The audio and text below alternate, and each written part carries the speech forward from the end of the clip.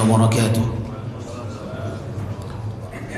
إن الحمد لله نحمده ونستعينه ونستغفره ونعوذ بالله من شرور أنفسنا وسيئات أعمالنا. من يهده الله فلا مضل له ومن يضلله فلا هادي له. أشهد أن لا إله إلا الله وحده لا شريك له وأشهد أن محمدا عبده ورسوله صلى الله عليه وعلى آله وأصحابه ومن سار على نهجه واستنى بسنته إلى يوم الدين وسلم تسليما كثيرا. أما بعد، معاشر المسلمين رحمني ورحمكم الله. الحمد لله والشكر لله ولا حول ولا قوة إلا بالله. Bersyukur kita kepada Allah Jalla Jalaluh yang dengan limpahan nikmatnya Allah masih memberikan kita kekuatan, Allah masih berikan kita kesehatan, yang dengan nikmat itu kita kembali mengerjakan salat maghrib secara berjamaah dan menunggu salat isya secara berjamaah. Semoga kekuatan dan kesehatan yang Allah berikan kepada kita menjadi nikmat yang selalu mengantarkan kita kepada jalan-jalan yang diridhai oleh Allah Subhanahu wa taala, memanfaatkannya di atas ketaatan dan ibadah kepada Allah dengan memohon kepadanya agar selalu Allah berikan kita istiqamah. Allahumma amin ya rabbal alamin. Tak lupa memasuki hari Jumat sebagai hari yang spesial, hari yang paling utama di setiap pekannya untuk bersalawat kepada Rasulullah sallallahu alaihi wasallam. Allahumma salli ala Muhammadin wa ala ali Muhammad kama sallaita ala Ibrahim wa ala ali Ibrahim innaka Hamidum Majid. Wa barik ala Muhammad wa ala ali Muhammad kama barakta ala Ibrahim wa ala ali Ibrahim innaka Hamidum Majid. Ahibati fillah yang dimuliakan Allah Subhanahu wa taala, pada pertemuan kita yang lalu telah kita dengarkan bersama bahwasannya di antara anjuran bagi seorang muslim adalah menjaga wudu, dan apabila seseorang sanggup untuk selalu memperbaharuinya, maka hendaklah dia mengusahakannya, sebagaimana sabda Rasulullah sallallahu alaihi wasallam, laula an asyqa ala ummati la amartuhum inda kulli salatin biwudu. Kalaulah tidak memberatkan umatku, niscaya aku akan perintahkan mereka mengerjakan salat dengan wudu yang baru. Setiap kali salat maka hendaklah dia berwudu. Wa ma'a kulli wudu'in bisiwak. Dan kalaulah tidak memberatkan bagi umatku, maka aku akan perintahkan mereka setiap kali berwudu mereka bersiwak. Nah, ahibati fillah rahimani wa rahimakumullah, telah kita terangkan pada pertemuan yang lalu beberapa faedah daripada siwak. Maka saya ingin bertanya, siapa yang bisa menyebutkan 6 faedah siwak tanpa melihat catatan? Tanpa melihat, tanpa membuka lembaran, jangan dibuka lembarannya. Siapa yang bisa menyebutkan 6 faedah daripada bersiwak?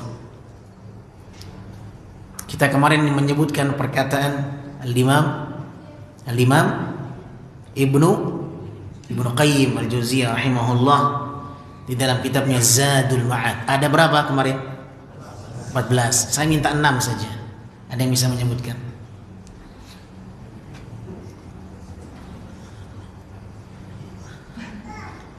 6.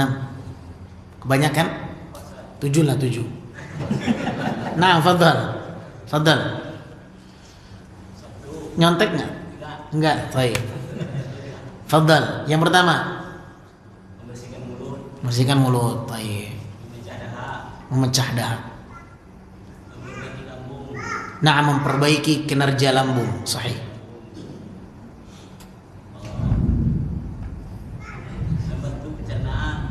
membantu pencernaan. Nah, hadmi ta'am. Nah, membantu melancarkan pencernaan makanan. Baik. Baru berapa? 4. 2 lagi. Hah? Gimana? Cuman 4. Gimana ini? Hah? Sebentar dulu. Jangan ditambahkan. Gak bisa tambah 2 lagi?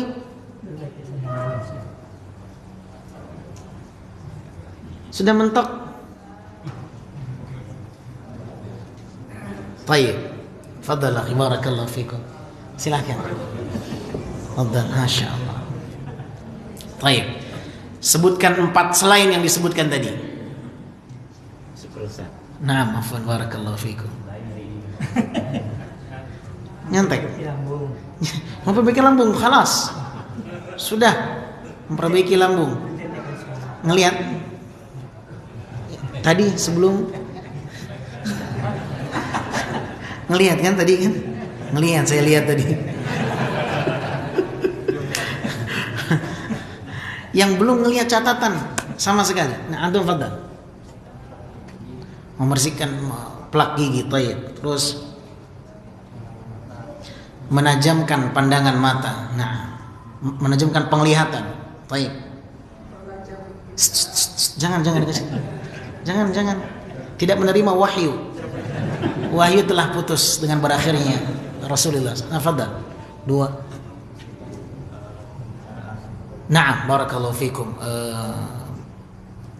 Melancarkan dan memperbaiki saluran percakapan. Nah, terus lupa satu lagi. Pak Edi jangan lihat. Barakallahu fikum, hayakumullah. Fadhal. Hayakumullah.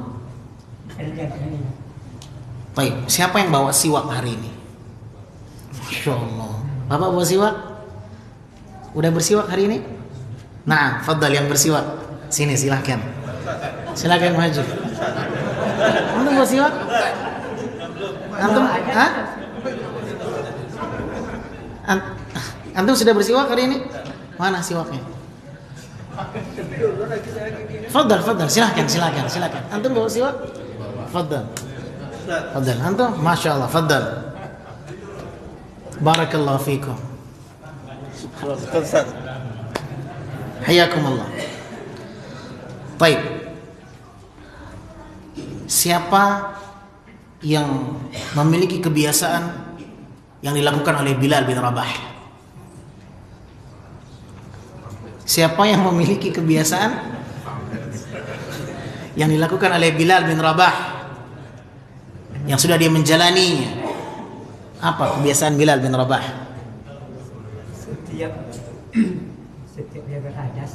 Setiap berhadas dia berwudu. Terus setiap apa? Setiap mengumandangkan azan dia mengerjakan salat. Baik. Setiap berhadas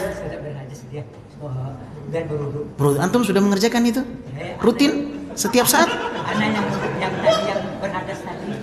Enggak, yang saya tanyakan siapa yang sudah melakukan kebiasaan Bilal bin Rabah? Tidak. Antum? Belum. Yang melakukan kebiasaan Bilal bin Rabah memperbaharui wudu setiap berhadas. Setiap batal wudu langsung wudu. Setiap batal wudu langsung wudu. Enggak tunggu mobil parkir dulu baru wudu. Tetapi dia sengaja memarkirkan mobilnya untuk berwudu. Langsung ke toilet. Ada, dan setiap mengumandangkan azan dia mengerjakan salat. Sebagian ahli ilmi mengatakan ini kemuliaan yang bisa juga didapatkan bagi mereka yang mengumandangkan azan. Nah, ma'asyiral ahibba ikhwatal iman rahimani wa rahimakumullah. Apa yang dilakukan oleh Bilal bin Rabah dari usahanya dan komitnya beliau, istiqamahnya di dalam kebiasaan beliau selalu memperbaharui wudu setiap berhadas tanpa menunggu datangnya waktu salat. menunjukkan betapa seriusnya beliau radhiyallahu anhu di dalam menjaga kesucian dirinya. Dan semakin sering seseorang berwudu, maka akan semakin apa?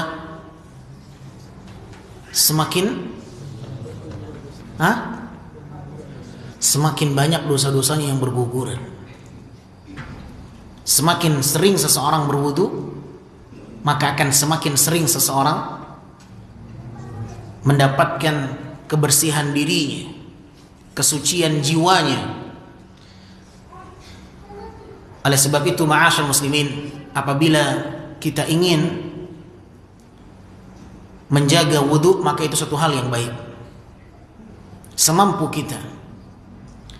Kalau seandainya tidak bisa kita memperbaharui wudu sebagaimana Bilal bin Rabah, maka sekurang-kurangnya kita berwudu setiap akan sholat walaupun tidak batal dari wudu, sebagaimana kebiasaan itu dilakukan oleh Nabi SAW sebelum Fathu Makkah.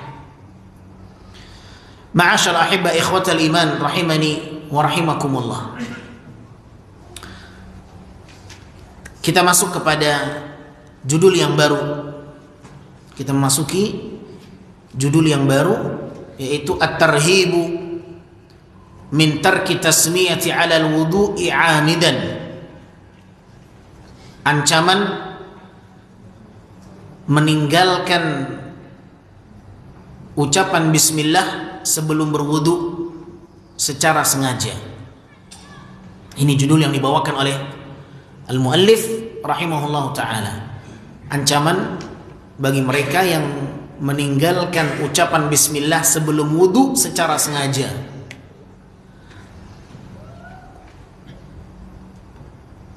Hadis yang dibawakan oleh beliau di nomor 202 yang datang dari jalur Al-Imam Abu Bakar bin Abi Syaibah rahimahullah. Thabata lana anna an-nabiy sallallahu alaihi wasallam qala la wudu'a liman lam yusammillah. Dari Abu Bakar bin Syaibah, semoga Allah merahmatinya, beliau mengatakan telah terdapat sebuah hadis yang sahih bagi kami bahwa Rasul sallallahu alaihi wasallam bersabda, tidak ada wudu bagi yang tidak menyebut nama Allah.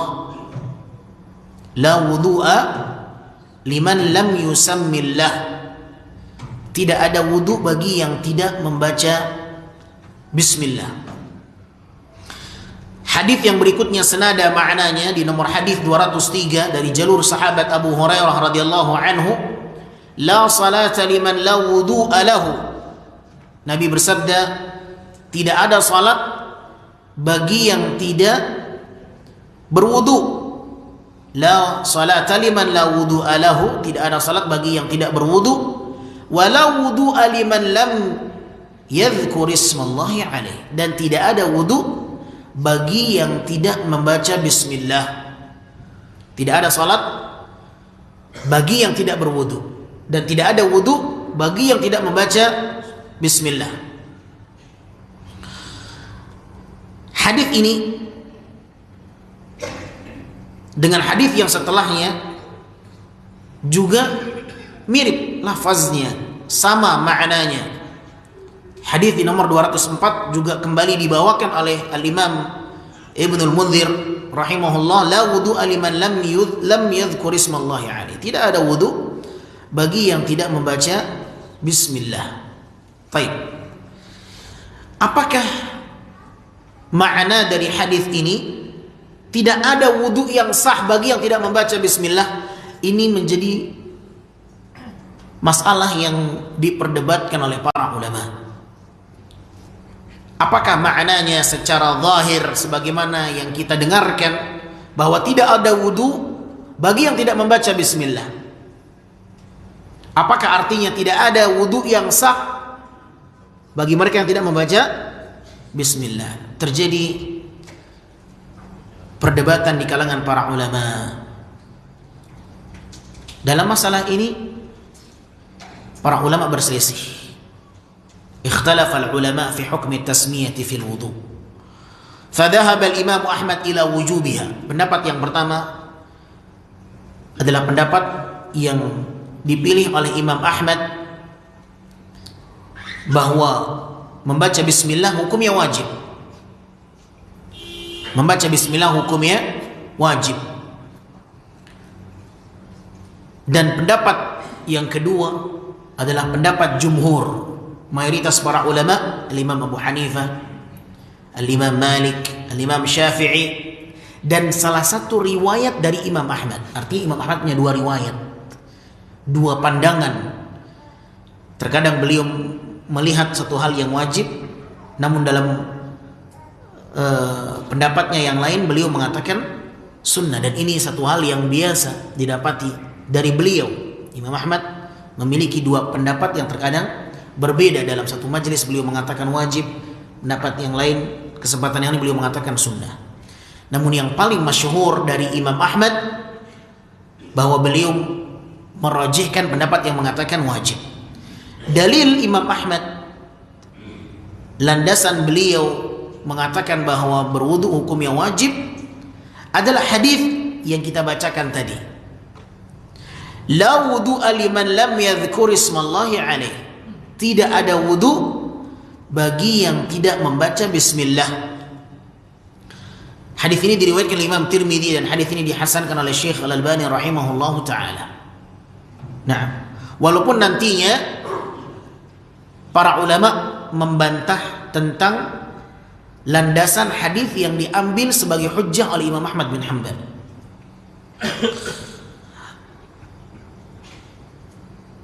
Wastadallu ala adami wujubiha bi adillatin. Sebagian ulama dan mayoritas jumhur, Imam Abu Hanifah, Imam Syafi'i, Imam Malik, mereka memandang bahwa membaca bismillah bukanlah satu hal yang hukumnya wajib. Apa dalil mereka? Dalil mereka adalah sebuah hadis Nabi sallallahu alaihi wasallam yang di situ Nabi mengajarkan seseorang berwudu.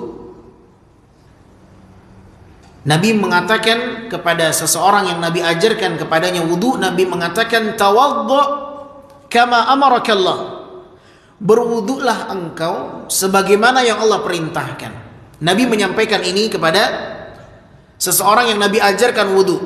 Nabi mengatakan kepadanya tawaddu kama amarakallah. Berwudulah sebagaimana Allah memerintahkanmu berwudu. Dan hadis ini diriwayatkan oleh Imam Tirmidzi dan disahihkan oleh Syekh Al-Albani rahimahullah dalam kitabnya Sahih At-Tirmidzi. Dan yang dimaksudkan dari perkataan Nabi sallallahu alaihi wasallam berwudulah sebagaimana Allah memerintahkanmu berwudu adalah isyarat kepada firman Allah di dalam surat Al-Maidah ayat ke-6. Di dalam surat Al-Maidah ayat ke-6, Allah Azza wa Jalla memerintahkan di dalam ayat itu kepada orang-orang yang beriman yang hendak mengerjakan salat, Allah perintahkan mereka untuk berwudu di situ dan Allah rincikan kaifiyah wudu. Ayat itu berbunyi, ya ayyuhalladzina amanu idza qumtum ila salati faghsilu wujuhakum wa aydiyakum ila al-marafiqi wamsahu bi ru'usikum wa arjulakum ila al-ka'bayn. Al-Maidah ayat 6. Di dalam ayat ini Allah Subhanahu wa taala memerintahkan orang yang beriman yang hendak mengerjakan salat berwudu. Bagaimana cara berwudu? Allah sebutkan di situ kaifiyahnya. Faghsilu wujuhakum. Basuhlah wajah kalian. Wa aydiyakum ilal marafiq. Dan basuhlah tangan kalian sampai siku. Faghsilu wujuhakum wa aydiyakum ilal marafiq wamsahu bi ru'usikum wa arjulakum ilal ka'bayn. Dan usaplah kepala kalian dan basuhlah kaki kalian sampai mata kaki. Dirincikan oleh Allah Azza wa Jalla kaifiyah wudu dalam ayat ini. Dan di situ Allah tidak menyebutkan apa? Bismillah. Ini dalil yang pertama yang diambil oleh jumhur, mayoritas para ulama yang menyebutkan bahwa bismillah hukumnya bukan wajib. Ketika Nabi mengajarkan kepada seseorang berwudu, Nabi mengatakan tawadda kama amaraka Allah, berwudulah sebagaimana Allah perintahkanmu untuk berwudu, kaifiyahnya. Dan ternyata Allah Subhanahu wa taala menyebutkan kaifiyah wudu dalam surat Al-Maidah ayat ke-6 tanpa menyebutkan tasmiyah. Langsung Allah perintahkan basuhlah wajah. Kalaulah seandainya bismillah hukumnya wajib, maka Allah akan memulai perintahnya dengan membaca bismillah terlebih dahulu. Demikian pendalilannya. Ini pendalilan jumhur, istidlalul jumhur.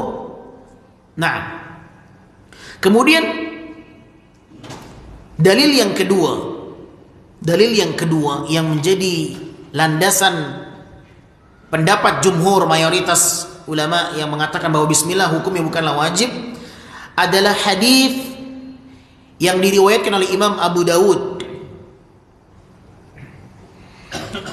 yang datang dari jalur sahabat Abu Hurairah radhiyallahu anhu. Anna Rasulullah sallallahu alaihi wasallam qala, Nabi SAW mengatakan, innaha la tatimmu salatu ahadikum, innaha la tatimmu salatu ahadikum, sesungguhnya tidaklah sempurna salat seorang di antara kalian hatta yusbighal wudu, sampai dia sempurnakan wudunya, kama amarahu Allah, sebagaimana yang Allah perintahkan, fayaghsila wajhahu wa yadayhi, maka basuhlah wajahmu, basuhlah tanganmu, hingga akhir hadis. Dan di hadis ini juga tanpa menyebutkan tasmiyah. Ya, di dalam hadis ini juga tanpa disebutkan bismillah atau tasmiyah. Menjadi semakin kuat pendalilan jumhur dengan banyaknya riwayat-riwayat yang tidak menyebutkan kaifiyah wudu dengan memulai bismillah. Kemudian dalil yang berikutnya masih dalil jumhur, pendapat mayoritas para ulama, anna katsiran minal ladzina wasafu wudu'an Nabi sallallahu alaihi wasallam lam yadhkuru fihi tasmiyah. Kebanyakan mereka para sahabat Nabi sallallahu alaihi wasallam yang mensifati wudunya Nabi sallallahu alaihi wasallam, kebanyakan mereka lam yadhkuru fihi tasmiyah. Kebanyakan mereka tidak menyebutkan adanya tasmiyah, bismillah. Walau kana wajibah la dzukira. Sekiranya membaca tasmiyah itu wajib, niscaya akan disebutkan dari banyak jalur. La dzukira. Nah, ternyata dari sekian banyak sahabat yang mensifati wudunya Nabi sallallahu alaihi wasallam, ternyata kebanyakan mereka mensifati wudu Nabi tanpa mengawali dengan bismillah, langsung membasuh wajah, langsung ini. Baik. Dan ini adalah pendapat yang dikuatkan oleh Syekh Saleh Muhammad bin Saleh Al-Utsaimin rahimahullahu taala. Baik. Lantas bagaimana jumhur membantah dalilnya Imam Ahmad bahwa disebutkan dalam hadis itu jelas bahwa tidak ada wudu bagi yang tidak membaca bismillah? Bagaimana para jumhur membantah dalil yang dipakai oleh Imam Ahmad bin Hanbal? Bantahan mereka yang pertama, annal haditha dha'ifun. Dalil itu, hadis itu dhaif. Hadis yang menyebutkan bahwa tidak ada wudu bagi yang tidak membaca bismillah, itu hadisnya dhaif. Hadisnya lemah. Ya. Dan semua hadis ya yang menyebutkan tentang anjuran membaca bismillah dan semua hadis yang menafikan wudu bagi yang tidak membaca bismillah, semua hadisnya tidak pernah lepas dari perselisihan para ulama tentang status hadis. Semua riwayat yang menyebutkan tentang anjuran membaca bismillah dan menyebutkan bahwa tidak ada wudu bagi tidak membaca bismillah, semua riwayat itu tidak lepas dari perdebatan para ulama tentang status kesahihan hadisnya. Artinya walaupun riwayatnya cukup beragam yang menyebutkan tentang tidak ada wudu bagi yang tidak membaca bismillah, akan tetapi semua riwayat-riwayat itu tidak lepas dari perselisihan di kalangan para ulama tentang status hadis yang sahih atau tidak. Artinya masih dipertentangkan tentang kesahihan hadis bagi yang tidak baca bismillah maka tidak ada wudu.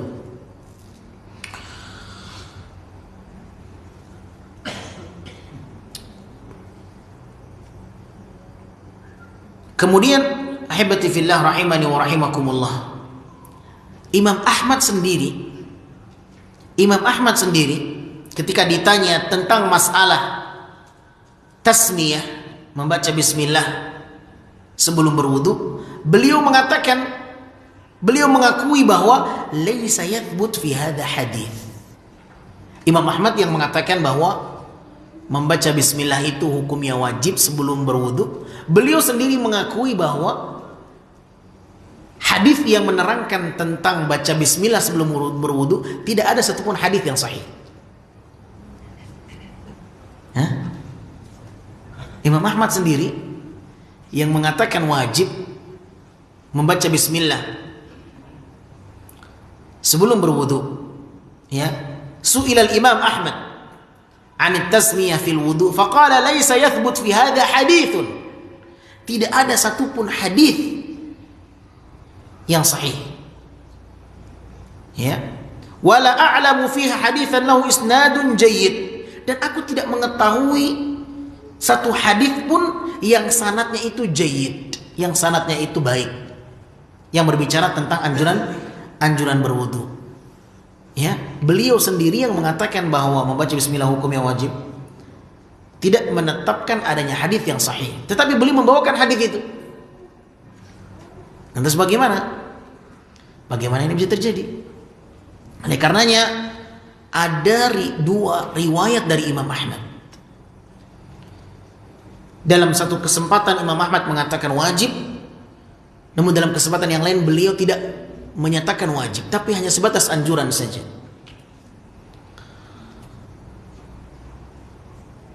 Para ulama mereka menyatakan bahwa banyaknya jalur periwayatan tentang membaca bismillah sebelum berwudu, sebagaimana hadis yang telah kita dengar tadi di awal. Beberapa jalur kita bacakan hadis dalam kitab Sahih Targhib wa Tarhib.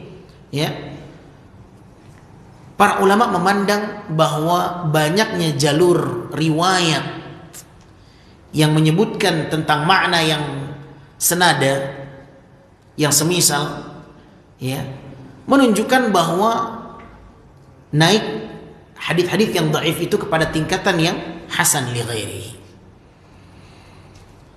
Dan dalam masalah fadailul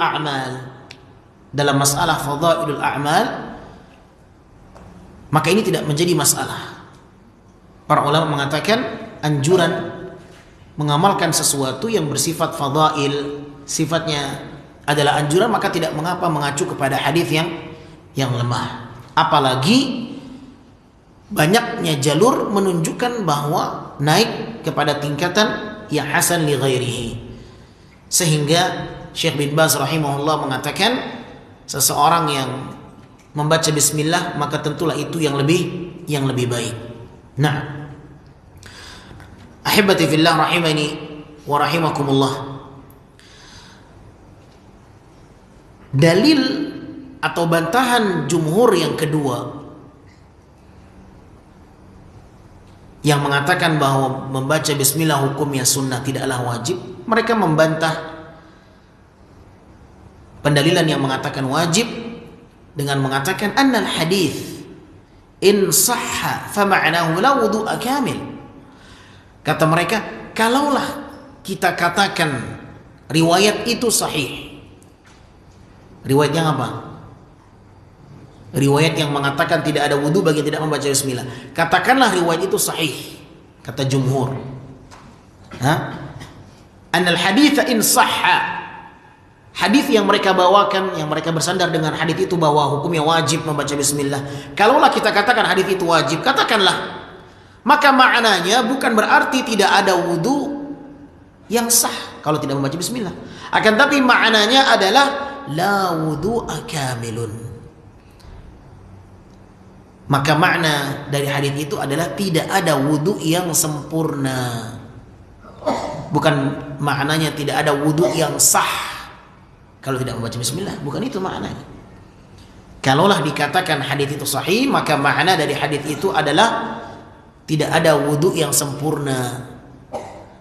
Ya, tidak ada wudu yang sempurna kecuali mereka yang membaca bismillah. Itulah maknanya.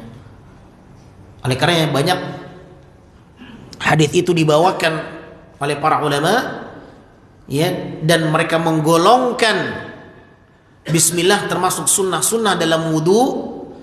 Ya, mereka mengatakan bahwa bismillah itu adalah sunnah yang dengannya seseorang menjadi semakin sempurna wudunya, bukan maknanya yang tidak membaca maka tidak sah wudunya. Wallahu a'lam bissawab. Baik, ini terkait masalah membaca bismillah. Kemudian ahibati fillah rahimani wa rahimakumullah, sampai di sini ada pertanyaan? Nah,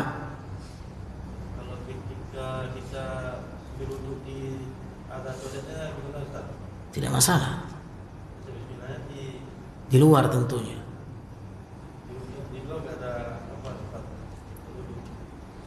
Sebelum masuknya dia baca bismillah. Nah, para ulama mengatakan, di antara Syekh Shalih bin Utsaimin rahimahullah, sekiranya seseorang ingin membaca bismillah ternyata lupa dan teringat ketika sedang berwudu, sudah mulai dia membasuh tangan, sudah selesai membasuh wajahnya, masuklah kepada basuhan tangan, baru teringat dia belum baca bismillah, maka dia baca bismillah di pertengahan itu.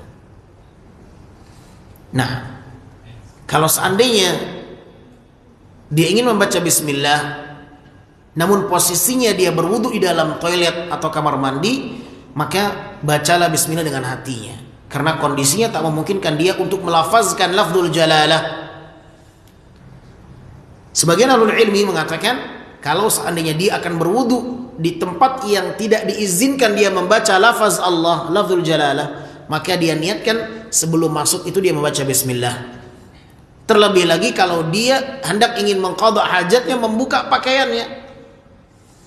Karena kita tahu bahwa penghalang antara terlihatnya aurat Bani Adam dari pandangan syaitan adalah ucapan bismillah. Sitrun ma baina aurati Bani Adam wa a'yunil jin idza wada'a malabisa an yaqula bismillah. Pembatas antara auratnya Bani Adam dengan penglihatan syaitan apabila dia melepaskan dan menanggalkan pakaiannya, hendaklah dia membaca bismillah. Dengan membaca bismillah, maka syaitan tidak bisa melihat aurat Bani Adam yang tersingkap ketika melepaskan pakaiannya. Maka membaca bismillah sebelum menanggalkan pakaian adalah satu hal yang sangat dianjurkan. Oleh sebab itu, ajarkan kepada anak kita yang ingin mandi, ya, anak perempuan kita, anak laki-laki, istri kita, suami kita, ajarkan, ya, bahwa di antara sunnahnya sebelum menanggalkan pakaian dia baca bismillah. Di mana dia membaca bismillahnya sedangkan dia baru menanggalkannya di dalam toilet, maka sebelum dia masuk dia baca bismillah, kata para ulama. Ya, maka dia baca bismillah, kemudian ditambah dengan membaca Allahumma inni a'udzubika minal khubuthi wal khaba'ith. Tapi kalau seandainya tidak ada hajat dan keperluan dia akan menanggalkan pakaiannya karena mungkin dia di kamar mandi hanya sebatas untuk mencuci tangan misalnya, ya, tidak ada keinginan dia untuk membuka pakaian dia, ya, atau mungkin dia hanya ingin mencuci baju tanpa harus menanggalkan pakaiannya, maka tidak perlu dia membaca bismillah. Nah, wallahu a'lam bissawab. Ini yang bisa kita sampaikan ahibati fillah, mudah-mudahan bermanfaat. Wa sallallahu wasallam ala nabiyyina Muhammadin wa alihi washabihi wasallam. Subhanakallahumma wa bihamdika asyhadu an la ilaha illa anta astaghfiruka wa atubu ilaik. Wassalamu alaikum warahmatullahi wabarakatuh.